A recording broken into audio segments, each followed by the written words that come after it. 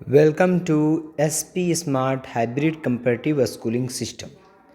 बच्चों, यहाँ पे पार्ट 7 जिसमें हम पढ़ेंगे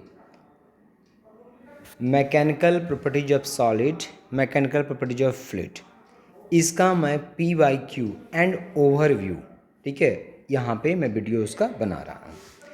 तो अगर क्वेश्चन देखें तो सबसे पहले तो अगर ओवरव्यू का हम देखें तो जैसे मैकेनिकल प्रॉपर्टीज ऑफ सॉलिड में स्ट्रेस क्या होता है, स्ट्रेन क्या होता है, तो ये तो सभी को पता है कि stress and stress equal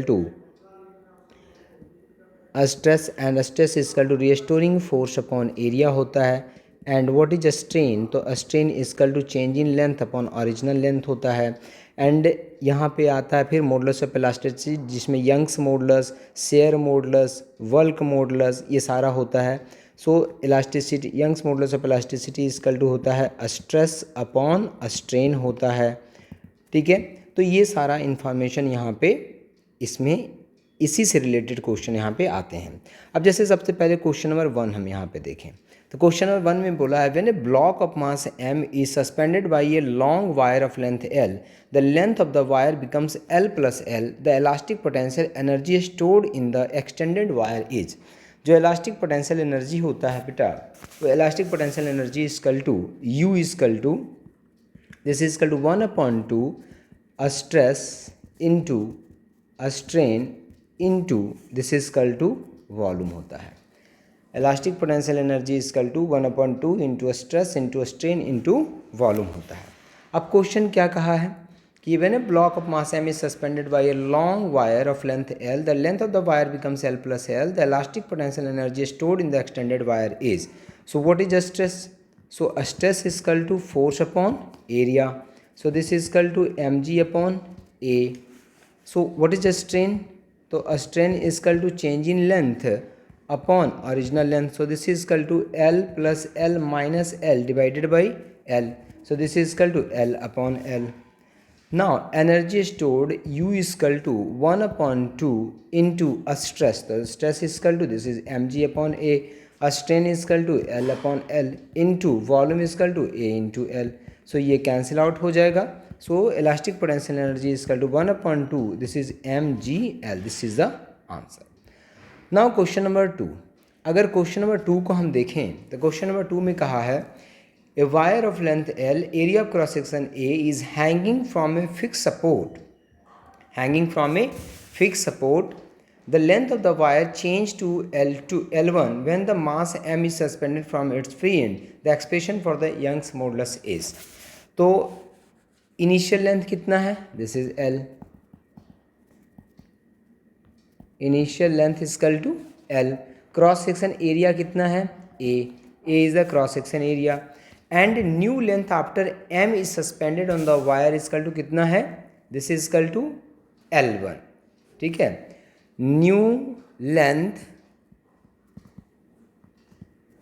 length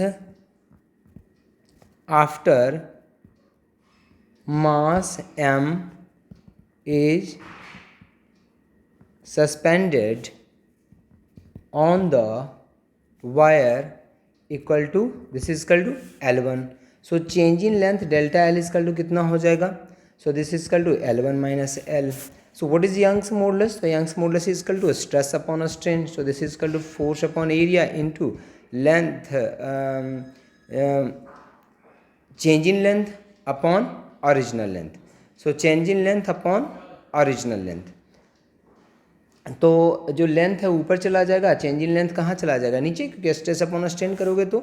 so this is equal to mg upon a into L upon what is delta L, so capital M है यहाँ पे, तो कैपिटल M लेंगे, and what is delta L, तो delta L is equal to L1 minus L, delta L is equal to L1 minus L. So this is equal to अगर देखें तो यहाँ पे आंसर हो जाएगा this is mgl upon a into L1 minus L. So कौन सा answer है, mgl a L1 minus L, so second part is the correct answer. Now question number 3, question number 3 में अगर देखें, next is question number 3। Question number 3 में कहा है कि given below are two statements, one is labelled as assertion A and the other is labelled as reason R. Assertion में बोला the stretching of a spring is determined by the shear modulus of the material of the spring. Correct है। क्यों correct है? क्योंकि stretching of a spring, जो spring होता है वो ट्विस्ट करते हैं हम उसमें, तो ट्विस्ट जब करते हैं तो लेंथ तो सेम ही रहेगा, लेकिन उसमें ट्विस्ट के कारण शेयर मॉडुलस वहाँ पे आता है। तो the stretching of a spring is determine the shear modulus of the spring. Yes, shear modulus is responsible, ठीक है, for stretching the spring. Reason है इसका the coil spring of a copper has more tensile strength. No, tensile strength जो होता है वो steel का ज़्यादा होता है। तो असर्शन जो है वो करेक्ट है एंड रीजन जो है वो गलत है। सो अगर हम देखें तो option second is the correct option. Now question number, तो इसका हो गया second part. And question number 4, question number 4 में कहा है कि if the initial tension on a stretch string is doubled then the ratio of the initial and final speed of a transverse wave along the string is. हम लोग जानते हैं, हालांकि ये क्वेश्चन वेव में आना चाहिए था, लेकिन यहाँ पे दिया है क्योंकि ये रिलेटेड है टेंशन से, इसलिए लगता है दे दिया यहाँ पे, स्ट्रिंग से रिलेटेड है। हालांकि ये वेव में ऐसा क्वेश्चन पूछेगा आपसे। चलिए कोई बात नहीं, मैं सॉल्व करा देता हूँ। सभी को पता है ये फार्मूला कि स्ट्रिंग जो होता है उसमें जो वेलोसिटी होती है उसकी v equal to √T upon mu होता है, where T is the tension and mu is the mass per unit length. सो अगर टेंशन T1 होगा तो वेलोसिटी कितना हो जाएगा V1, so this is equal to T1 upon mu. अगर velocity V2 होगा कब? जब टेंशन T2 हो जाएगा, and this is equal to mu. बोला है ना कि the initial tension on stretch string is double, so tension को डबल कर दिया गया। सो T2 इज इक्वल टू कितना हो जाएगा? Twice of T1। So ratio कितना हो जाएगा? So this is V1 upon V2 equal to, अगर वैल्यू पुट करोगे तो यहाँ पे कैंसिल आउट हो, कितना हो जाएगा? 1 upon √2। So this is equal to 1 upon √2 is the correct answer. So कौन सा इसका करेक्ट आंसर है? Second part is the correct answer. अगर इसका करेक्ट आंसर देखें फोर्थ का, तो second part is the correct answer. Now next question है यहाँ पे क्वेश्चन नंबर 5। क्वेश्चन नंबर 5 को अगर हम देखें तो क्वेश्चन नंबर 5 में कहा ये wind with speed 40 meter per second blows parallel to the roof of a house. The area of roof is 250 meter square. Assuming that the pressure inside the house is atmospheric pressure, the force exerted by the wind on the roof and the direction of the force will be. आप लगाइए Bernoulli's theorem, ठीक है। तो Bernoulli's क्या कहता है? Pressure, देखो तो यहाँ पे जो हाइट है उसको हम क्या लेंगे? 0, क्योंकि सेम हाइट के रूफ है, तो रूफ में तो हाइट का हम 0 लेंगे वहाँ पे, तो एक ही बेस होगा।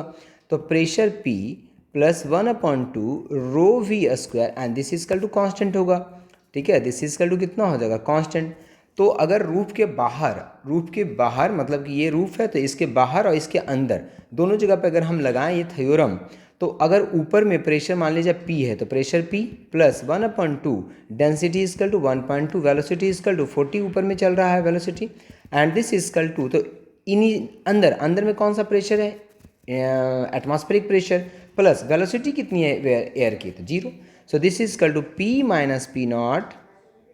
आप इसको ऐसे लिखें P माइनस P0, या फिर इसको आप ऐसे कर दें, तो जो रूफ के आउटसाइड है यहाँ पे प्रेशर कम होगा क्योंकि एयर बहुत तेज़ है यहाँ पे, तो प्रेशर की वैल्यू क्या होगी? कम। और इन साइड में प्रेशर क्या होगा? ज़्यादा। तो हम इसको ऐसे लिख लें तो ज़्यादा अच्छा रहेगा। So this is equal to P0 minus P equal to 1/2 into 1.2 into 40 into 40। So this is equal to 0.6। So this is equal to 960 and pascal. So this is the pressure. So force equal to कितना होता है? Pressure upon area. So this is pressure is equal to force upon area, so force is equal to pressure into area. So total pressure जो है 960 का difference है, into area कितना है? 250। जब इसको कैलकुलेट करोगे तो 2.4 इंटू 10⁵ न्यूटन आएगा, और किस डायरेक्शन में आएगा? So this is equal to upward. क्यों? क्योंकि इन साइड में प्रेशर ज़्यादा है, आउट साइड में प्रेशर क्या है? कम। इसीलिए ना बर्नौलीज का ये भी एक एप्लीकेशन होता है ना कि जो हट होता है, हट क्यों उड़ जाता है? उसका झोपड़ी जो ऊपर जो होता है झोपड़ी, वो क्यों उड़ जाता है? उसका कारण यही होता है कि नीचे प्रेशर ज़्यादा हो जाता है, ऊपर प्रेशर क्या हो जाता है? कम, और नीचे से ऊपर दबाव लगता है, इसलिए वो उड़ जाता है। और विंड होता है तो ये हवा उठा करके इसको ले जाती है आगे की तरफ में। Now question number 6। Question number 6 में है कि ए fluid is in streamline flow across A horizontal pipe of variable area of cross section. For this तो देखो सबसे पहले तो आपने पढ़ा होगा, ठीक है, आपने पढ़ा होगा कंटिन्यूटी इक्वेशन। लेट कि यहाँ पे एरिया अगर A1 है, यहाँ पे वेलोसिटी अगर V1 है, यहाँ पे एरिया अगर A2 है, वेलोसिटी V2 है, तो कंटिन्यूटी इक्वेशन कहता है A1 V1 equal to A2 V2। तो यहाँ से अगर हम देखें तो जहाँ वेलोसिटी ज़्यादा होगा तो वहाँ पे एरिया क्या होगा, कम होगा। ठीक है, वेलोसिटी ज़्यादा होगा तो एरिया कम होगा, एरिया ज़्यादा होगा तो वेलोसिटी कम होगा। तो इसमें कहा है कि the fluid streamline flow across the horizontal pipe of variable area of cross section. For this which of the following statement is correct? The velocity is maximum at the narrow point. सही बात है, narrow point वहाँ area कम होगा तो velocity क्या होगा, ज़्यादा। And pressure is maximum at the widest part of the pipe. अब देखो बर्नौलीज लगाओ, तब P plus 1/2 row we square and this is equal to constant, क्योंकि हमने ग्रेविटेशनल को नहीं लिया है क्योंकि हाइट तो सेम ही होगा ना पाइप में। अब यहाँ पे देखें तो वेलोसिटी अगर ज़्यादा होगा तब प्रेशर क्या होगा, कम होगा। तो क्या कहा है, pressure is maximum at the widest part of the pipe. तो जब वाइडेस्ट पार्ट होगा, जब वाइडेस्ट पार्ट होगा तो वहाँ पे वेलोसिटी कम होगा। जहाँ पे वाइडेस्ट पार्ट होगा तो वेलोसिटी क्या होगा, कम। वेलोसिटी कम होगा तो प्रेशर क्या होगा, ज़्यादा होगा। सो अगर इसका हम आंसर देखें 6 का, तो A part is the correct answer.